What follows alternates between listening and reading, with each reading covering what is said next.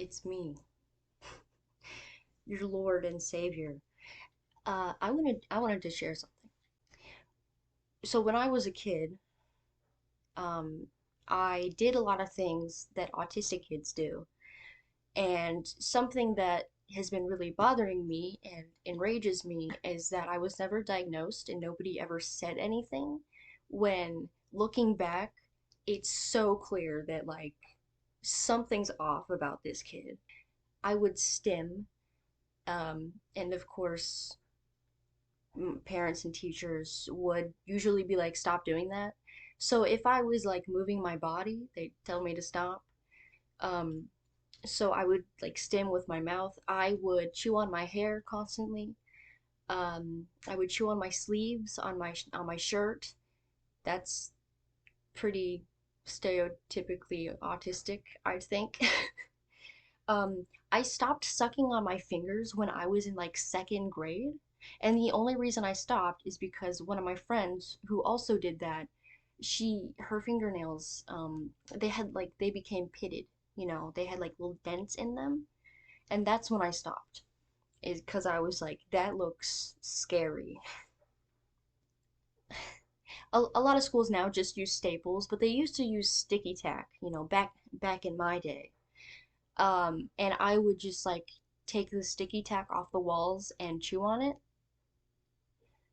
Um, and teachers knew this because they'd catch me doing that because we weren't supposed to have gum, and they'd see me chewing and they'd be like, spit it out. And some teachers would just like do the spit it into my hand thing because people who take care of children are just like immune to disgust, I guess, which is impressive. So they'd catch me chewing on sticky tack.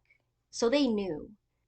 But another thing that has come back to me recently in my memories, because I blocked off like so much of my school memories, wasn't great. School sucks, and more so for autistic kids often. But I would do this thing called eloping, to elope, where autistic kids will just like take off, gone, they're gone. And the reason they do this is because, something's overstimulating and they just need to get away from it. And their brain is like, we have to go. And so they go. And I would do this from class a lot. And to stop me from doing this, the teachers all had like a teacher's assistant.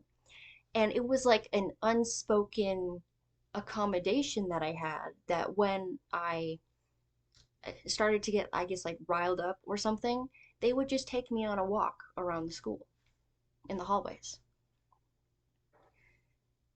But this wasn't like written down, and nobody ever said, hey, I think this kid might be a little bit different. And the conclusion that I came to, and it's kind of upsetting, is that today autism is still a dirty word, unfortunately. And this was early 2000s. And it seems like nobody wants to be the person to say, hey, I think this kid might be autistic. Or, they probably wouldn't, they don't want to diagnose people, but they'd be like, this person is showing like some symptoms that are similar to autism. Maybe we should tell their parents. Nobody wanted to do that, I guess. But it's it's upsetting. Like, I feel really let down, and there's nothing I can do about it, so I try not to think too hard and think about how unfair it is, which it is, um, because that's not gonna help anything. The best I can do now is, you know, talk to teachers and maybe educate people and be like, hey, if a kid is showing signs of difficulty, don't be afraid to say it out loud. You're not dooming this child, you're helping them. But it's, I don't even know if there's a word to describe the fucking like the disconnect between how painfully obvious it was and how I never got any help. So anyway, that's just what I wanted to share because it's been on my mind a lot. The Yeah, and there's other things that come back. I uh I had a nightmare the other night where I was back in school, back in elementary school. And it wasn't like I'm back in school and I'm naked or, I'm taking a test. It was, I, it was like I was starting to have a meltdown. And